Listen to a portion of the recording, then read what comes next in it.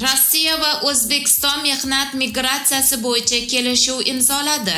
Rossiya va O'zbekiston hukumatlari O'zbekiston fuqarolarini Rossiyada vaqtinchalik mehnat qilishga uyushgan holda jalb etish bo'yicha kelishuv imzoladi.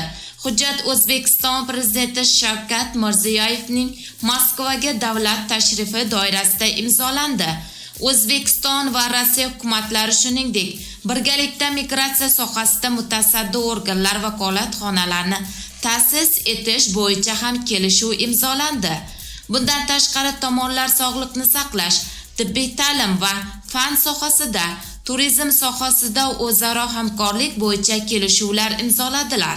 Shuningdek, Evrosement Group va Uz qurilish materiallari aksiyadorlik jamiyati, Gazprom Export mas'uliyati cheklangan jamiyat va Uz Transgaz aksiyadorlik kompaniyasi, Gazprom va O'zbek Neftgaz milliy holding kompaniyasi, Vnesh Ekonombank va O'zbekiston tashqi iqtisodiy faoliyat milliy banklari o'rtasida hujjatlar imzolandi. Tashrif doirasida ikki mamlakat bojxona xizmatlari, qator vazirliklar, oliy o'quv yurtlari, tibbiyot muassasalari, korxona va tashkilotlar o'zaro hamkorlik to'g'risida kelishuv va shartnomalar imzolandi.